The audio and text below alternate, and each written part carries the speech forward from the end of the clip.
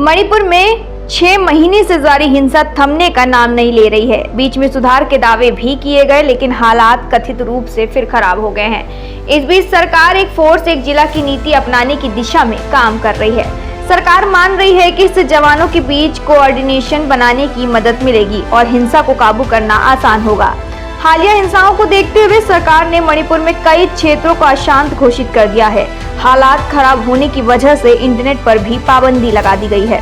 PM Narendra Modi ने बुधवार को यूट्यूबर्स से अपील की है। पीएम ने कहा कि स्वच्छता, डिजिटल भुगतान और वोकल फॉर लोकल अभियान पर जागरूकता फैलाने के लिए कहा है। इस दौरान उन्होंने कहा कि देश को जागरूक करो, एक आंदोलन शुरू करो। पीएम ने अपना उदाहरण देते हुए कहा कि वे पिछले 15 सालों से यूट्यूब से जुड़े हुए हैं।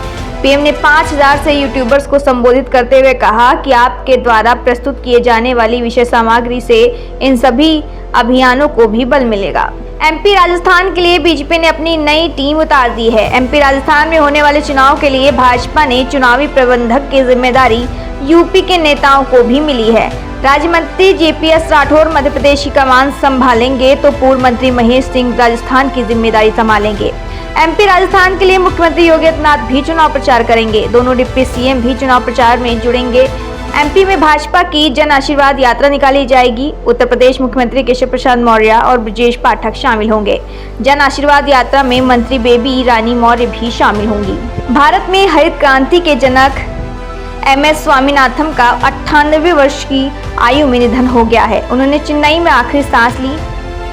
स्वामीनाथन को भारत के एक लोकप्रिय वैज्ञानिक के तौर पर जाना जाता है। स्वामीनाथन को भारत के हरित क्रांति का अगुवा माना जाता है। वे पहले ऐसे व्यक्ति थे जिन्होंने सबसे पहले गेहूं के एक बेहतरीन किस्म के पहचाना था और स्वीकार किया था। इसके कारण भारत में गेहूं उत्पादन में भारी वृद्धि हुई थी। पाकिस्तान की राजनीति में सेना की भूमिका जग जाहिर है। कहा जाता है कि पाकिस्तान की दशा और दिशा दोनों ही सेना द्वारा तय की जाती है। पाकिस्तान और इसकी राजनीति में भी सेना हमेशा से हस्तक्षेप करती रही है। अब पाकिस्तान के कार्यवाहक प्रधानमंत्री अनवारुल हक काकर ने पाकिस्तानी सेना की भूमिका पर अहम टिप्पणी की है। पाकिस्तान में सेना की भूमिका के बारे में बताते हुए काकर ने कहा कि देश की सेना राजनीतिक विषयों में तब तक अपनी पकड़ बनाए रखेगी जब तक नागरिक वितरण संस्थानों को मजबूत नहीं किया जाता है। सेना ने अब तक सुरक्षा और विदेशी नीति के मामलों में बेहतरीन काम किया है। कार्यवाहक प्रधानमंत्री काकर ने यह बातें तुर्की के सार्वजनिक प्रसारक समाचार चैनल के द्वारा दिए गए इंटरव्यू में कहा है।